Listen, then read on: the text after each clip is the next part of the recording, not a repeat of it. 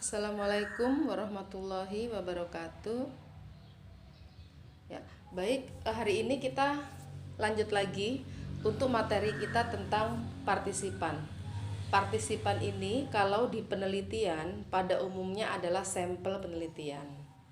Tetapi karena penelitian kita ini desainnya adalah studi kasus, maka sampel dalam penelitian ini atau pasien dalam penelitian ini disebut dengan partisipan. Ya. Nah, untuk partisipan itu sama juga dengan narasumber, informan, teman dan guru yang bisa kita gunakan dalam penelitian desain studi kasus. Ya. Kemudian partisipan di sini adalah seorang yang berperan dalam penelitian atau objek penelitian. Dalam penelitian studi kasus kita, harapannya partisipannya adalah 2 orang.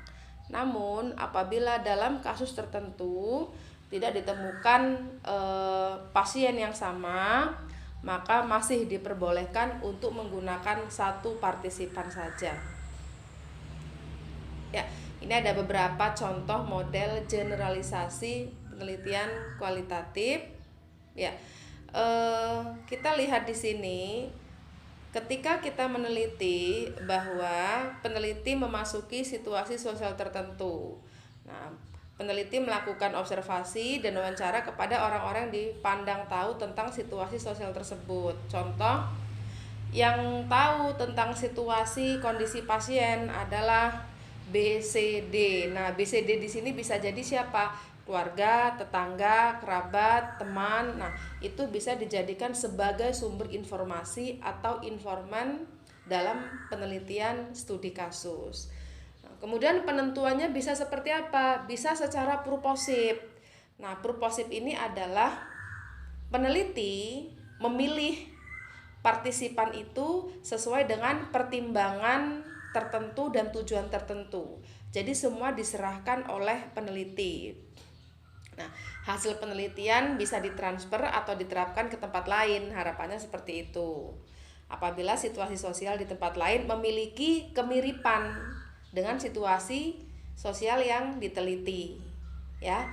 Jadi misal nih, kalian besok ketika mereview menggunakan penelitian sebelumnya itu di daerah Jawa Tengah. Nah, sekarang dilihat apakah daerah Jawa Tengah itu memiliki kemiripan tempat dengan di Pringsewu. Nah, bila ada kemiripan, maka itu boleh digunakan. Ya. Nah, jadi itu penting, ya. Itu penting pada saat kita mau mengambil penelitian sebelumnya yang digunakan tempat orang. Contoh, kita meneliti menggunakan datanya Pringsewu dibandingkan dengan datanya Tanggamus. Nah, kira-kira hampir sesuai tidak? Hampir mirip tidak? Ya. Nah, bila ada kesesuaian atau bisa diperbandingkan, oh Tanggamus lebih tinggi, oh Pringsewu lebih kecil, tetapi karakteristiknya sama, maka boleh digunakan atau diambil. Untuk teknik pengambilan data purposif, ya ini nanti terserah mahasiswa ya. Yang pasti semua berdasarkan pertimbangan peneliti. Nah, apalagi situasi pandemi saat ini, tidak mungkin kita mau meneliti yang tempatnya jauh-jauh misalnya. Kenapa disebut purposif? Karena kita punya pertimbangan, kita ambil tetangga, ambil keluarga, ambil saudara, ya. Satu, misalnya karena situasi pandemi COVID yang tidak memungkinkan kita untuk bisa berinteraksi dengan orang di luar keluarga kita. Yang kedua, tempat itu juga jadi bahan pertimbangan. Yang ketiga, tentunya dana. Dana yang dibutuhkan mungkin bisa besar. Nah, itu pertimbangan-pertimbangan yang nantinya bisa diambil oleh peneliti. Nah, dalam memilih partisipan itu pun harus pakai kriteria. Nah, kriteria yang pertama digunakan adalah kriteria inklusi. Kriteria inklusi ini berkaitan dengan apa yang ada di dalam pasien bisa kita teliti, ya. Jadi karakteristik pasiennya itu, misal kalau judulnya adalah asuhan keperawatan pada pasien yang mengalami pasien diabetes mellitus. Anda bikin kriteria inklusi, misalnya diabetesnya tipe 2, jenis kelaminnya laki-laki. Kemudian umurnya antara 20 sampai dengan 40. Kemudian tinggal di wilayah kerja Puskesmas Pringsewu. Nah, itu kriteria inklusi. Nah, kemudian kita harus buat juga kriteria eksklusi, di mana kriteria eksklusi itu adalah menghilangkan atau mengeluarkan subjek yang memenuhi kriteria inklusi. Ada di dalam sana tadi dia kena DM gitu, tetapi dari berbagai sebab dia perlu dikeluarin. Contoh, dia betul kena DM tipe 2, tapi dia punya komplikasi atau DM-nya akibat komplikasi. Dia ada penyakit penyerta selain DM, misalnya dia DM juga hipertensi juga. Nah, itu nggak usah dipakai, nggak apa-apa. Jadi kita fokus di inklusi kita. Pasiennya memang betul-betul diabetes tipe 2. Tapi kalau diabetes tipe 2 dengan hipertensi, maka itu tidak perlu diambil. Itu yang disebut dengan eksklusi. Jadi dia masuk ke dalam kriteria kita, tetapi karena sebab tertentu maka ada yang kita keluarkan, ya. Jadi besok pada saat Anda milih partisipan seperti ini. Nah, kemudian bagaimana karakteristik partisipan? Nah, tergantung dari unit yang dianalisis. Nah, unit yang dianalisis itu apa maksudnya? Nah, unit analisis di sini bisa di rumah sakit, bisa di komunitas, bisa di RB, bisa di rumah sakit jiwa, bisa di keluarga, ya. Nah, bisa seperti itu. Kemudian tergantung kasus yang diteliti.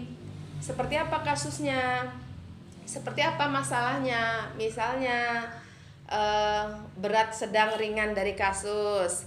Kemudian sumber data, siapa yang akan jadi sumber datanya nanti kalau kita menelitinya di rumah, meneliti di lingkungan. Misal yang jadi sumber data tetangga, keluarga, kemudian saudara, kerabat, teman, atau seandainya memang pasien ini adalah pasien yang dalam perawatan di puskesmas, tentunya kita tetap bisa berkomunikasi dengan pihak puskesmas untuk mengetahui data lebih lanjut. Kemudian karakteristik selanjutnya adalah demografi. Apakah memungkinkan kita untuk bisa melakukan penelitian di tempat tersebut? Ya, itu perlu dipertimbangkan. Berkaitan dengan apa juga?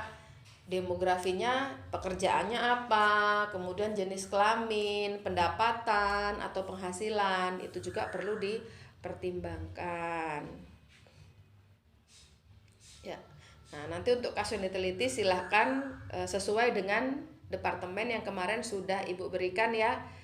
Pilih judul sesuai dengan peminatan itu. Ya. Untuk subjek atau partisipan seyogyanya adalah 2 klien. Ya, namun apabila besok memang tidak menemukan, monggo boleh 1 klien saja, ya. Nah, kalau 2 pasien itu diambil 2 pasien yang sama diagnosanya. Kalau 1 pasien kena diabetes mellitus, ya satunya kena diabetes mellitus juga, ya. Dan kalau bisa, misalnya 1 berjenis kelamin laki-laki, yang satunya berjenis kelamin laki-laki juga. Kenapa? Agar pembahasan kita lebih mudah. Karakteristik jenis kelamin ini pun nanti akan berbeda ketika kita membahas. Ya, contoh, klien diabetes mellitus dengan gangren. Maka kita buat kriteria inklusinya adalah pasien diabetes mellitus tipe 2 yang mengalami gangren, usia antara 30 sampai 50 tahun, jenis kelamin wanita, pekerjaan ibu rumah tangga. Nah, ini bisa kita ambil sebagai batasan kasus, bahwa saya punya 4 batasan ini, di luar ini nggak saya ambil. Nah, itu ya, itu disebut dengan kriteria inklusi. Ya. Kemudian untuk lokasi dan waktu penelitian, nanti di bab 3 Anda jelaskan tentang deskriptif lokasi penelitian, ya. Kalau rumah sakit, ya dijelaskan di rumah sakit itu tipe apa, kemudian ada berapa ruangan, Anda fokus ke ruang apa yang akan diteliti. Kemudian bila fokusnya adalah keluarga, tulis alamat yang digunakan setingkat desa serta waktu yang digunakan dalam penyusun KTI studi kasus ini.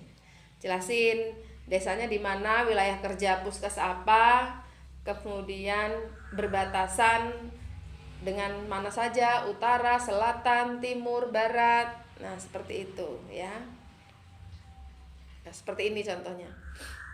Penelitian ini akan dilakukan di Desa Pringsewu Barat, RT 01 RW 01 Kecamatan Pringsewu, Kabupaten Pringsewu.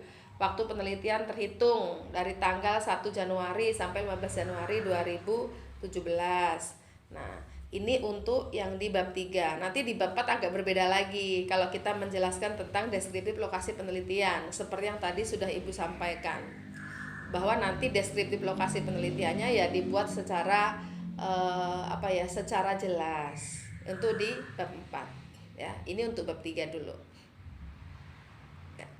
Kemudian waktu penyelenggaraan asuhan keperawatan bila kasusnya adalah data primer yang ada pasien. Untuk di rumah sakit itu sejak pasien masuk pertama kali sampai pulang atau yang dirawat minimal 3 hari. Bila 3 hari sudah pulang, maka perlu penggantian pasien yang sejenis, dan bila perlu dilanjutkan dalam bentuk home care ke rumah kita. Nah, yang di komunitas itu sasarannya pasien dan keluarga. Lama waktu bisa menyesuaikan sesuai dengan target keberhasilan dari tindakan, ya. Nah, ini bisa 2 sampai dengan 3 minggu. Ya. Jadi bila kita bicara partisipan ini bahasa lain dari penelitian adalah sampel. Ya, nah untuk studi kasus ini kita gunakan partisipan itu 2 orang.